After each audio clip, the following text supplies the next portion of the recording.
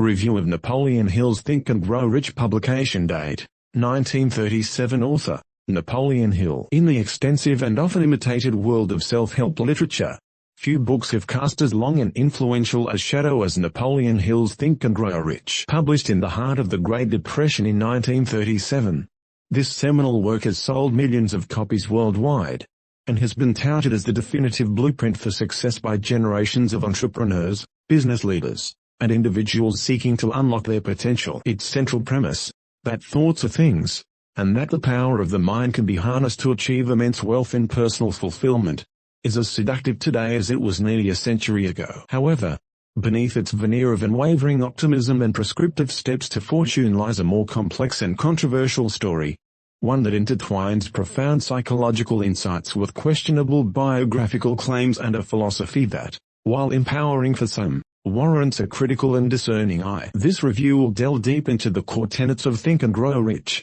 examining its enduring appeal, its practical applications, its historical and cultural impact, and the significant controversies that challenge the very foundation upon which its principles are built. The genesis of a philosophy, a story steeped in legend.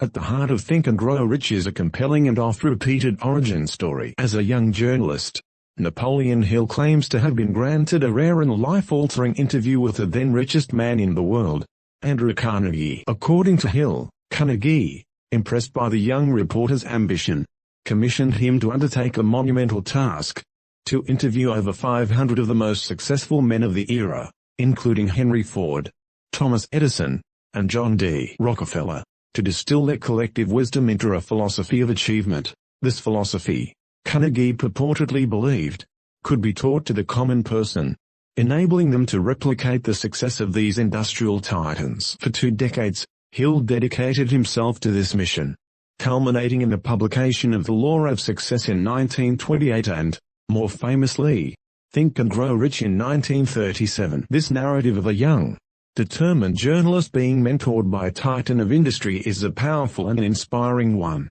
It lends an air of unimpeachable authority to Hill's writing, suggesting that the principles laid out in the book are not mere speculation, but the distilled essence of proven success. However, it is crucial to note that this foundational story is a subject of significant debate and skepticism. Investigative journalists and historians have found little to no evidence to corroborate Hill's claims of a close relationship with Carnegie, or of the extensive interviews he purportedly conducted. Many of the anecdotes and quotes attributed to these famous figures are believed to be either embellished, or entirely fabricated. This controversy does not necessarily invalidate the principles themselves, but it does fundamentally alter how a discerning reader should approach the book.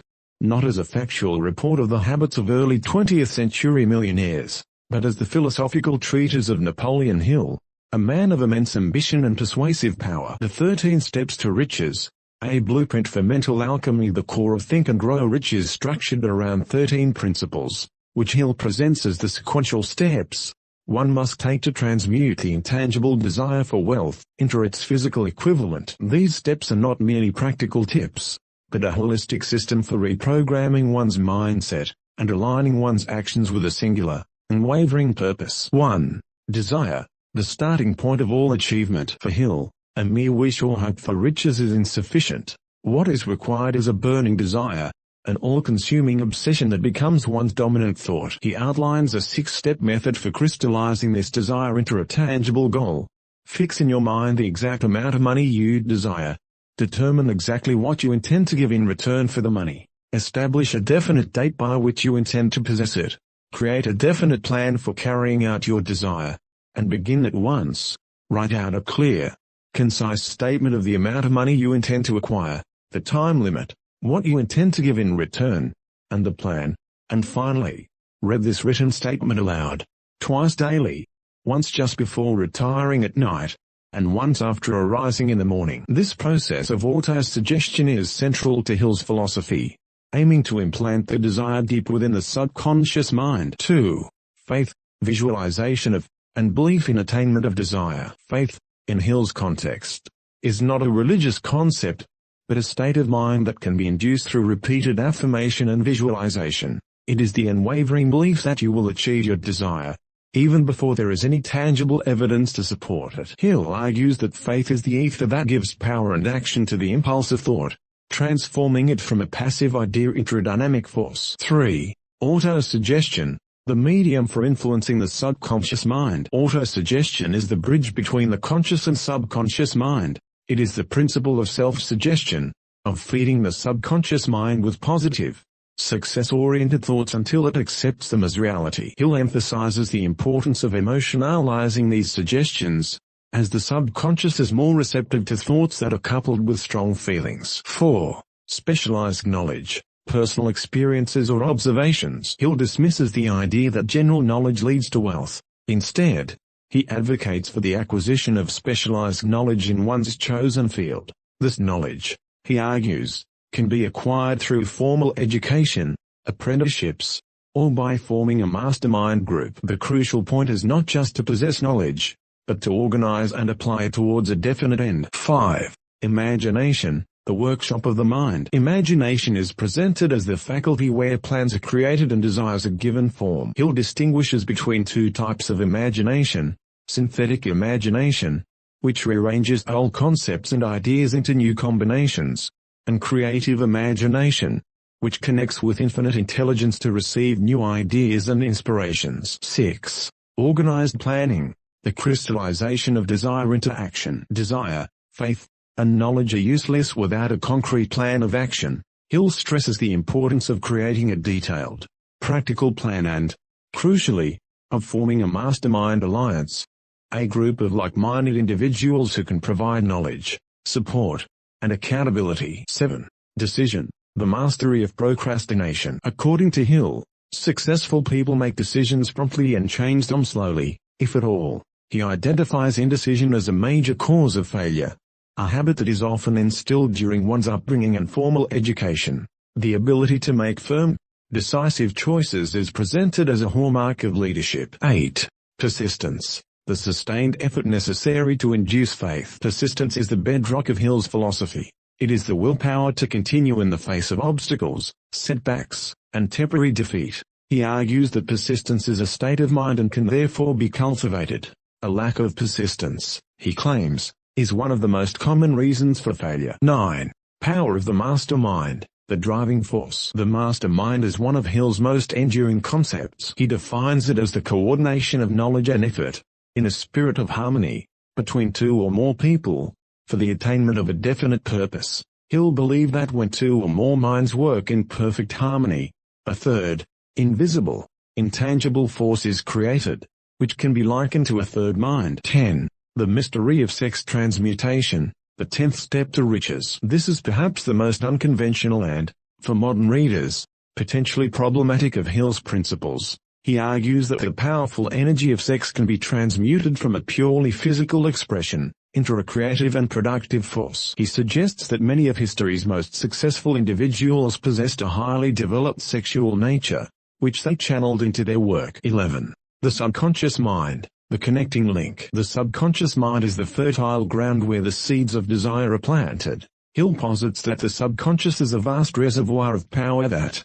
when properly directed through autosuggestion, can bring about the manifestation of one's goals. 12. The brain, a broadcasting and receiving station for thought. Here, Hill ventures into more esoteric territory, suggesting that the human brain functions as a broadcasting and receiving station for thought vibrations. Through the creative imagination, he claims, one can attune their brain to receive thoughts and ideas from the infinite intelligence. 13. The sixth sense, the door to the temple of wisdom. The sixth sense is the pinnacle of Hill's philosophy, a state of heightened intuition and inspiration that is only attainable after mastering the other 12 principles. It is described as a direct line of communication with infinite intelligence, providing flashes of insight and guidance. The enduring legacy and cultural impact despite its controversial origins and at times mystical undertones.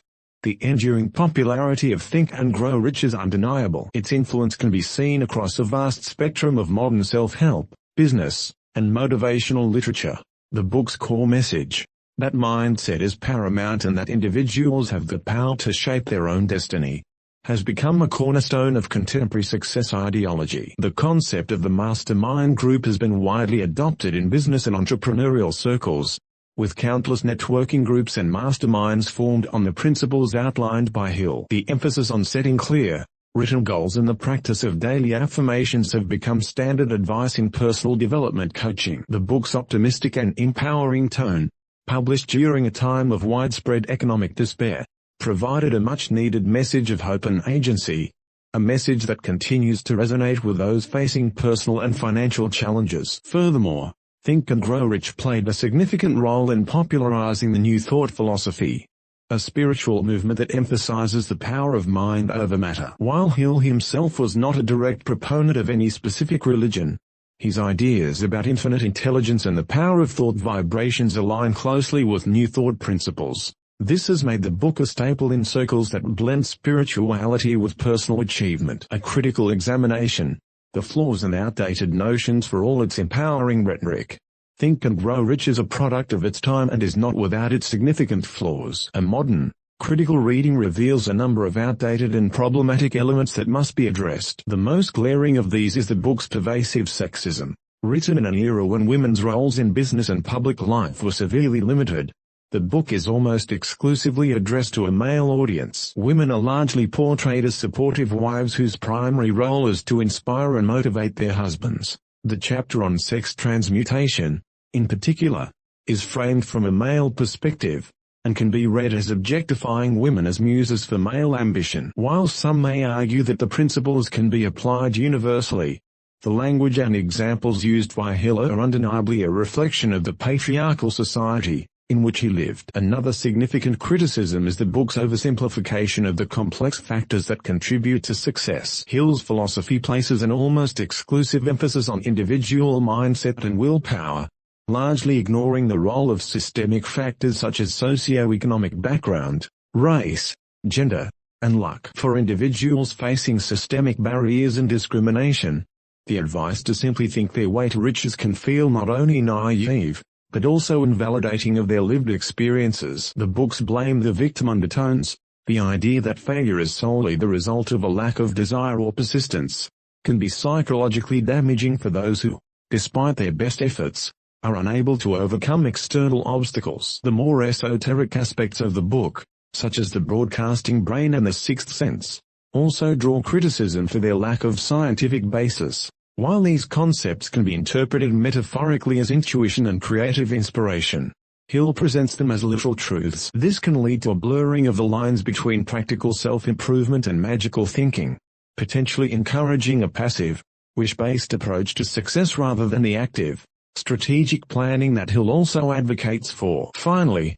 the controversy surrounding Hill's biography cannot be ignored. The revelation that the foundational narrative of the book may be a fabrication casts a shadow over the entire work. If the author was willing to embellish or invent his credentials, it raises questions about the veracity of the other claims and anecdotes presented in the book. While the principles themselves may have value regardless of their origin, the erosion of the author's credibility is a significant issue for any reader seeking to place their trust in his guidance. Conclusion: a flawed masterpiece or a masterful deception? So, what is the final verdict on Think and Grow Rich? Is it a timeless masterpiece of self-help literature, a practical guide to achieving one's dreams? Or is it a masterful deception, a collection of alluring but ultimately hollow promises built on a foundation of lies? The truth, as is often the case, lies somewhere in between. There is no denying the profound impact that Think and Grow Rich has had on countless individuals. Its core principles, of setting clear goals,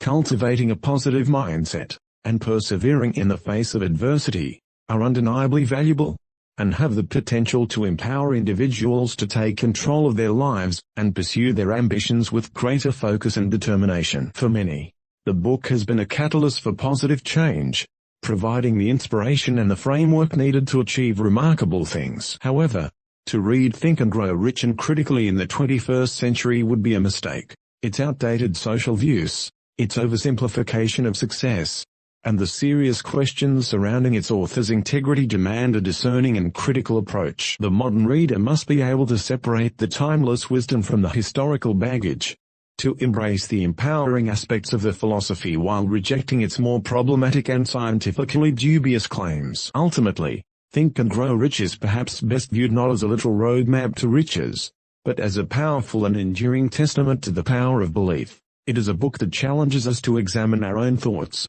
to question our self-imposed limitations, and to dare to dream on a grand scale. Whether or not Napoleon Hill truly unlocked the secrets of the world's most successful men is, in some ways, secondary to the fact that he created a philosophy that has inspired millions to believe in their own potential. And in that belief, for many, lies the first and most crucial step towards a richer life, however one chooses to define it. The enigma of Think and Grow Rich is that its greatest value may not be in the answers it purports to provide, but in the questions it provokes within the reader about the nature of desire, the power of the mind, and the boundless possibilities that lie within the realm of human ambition.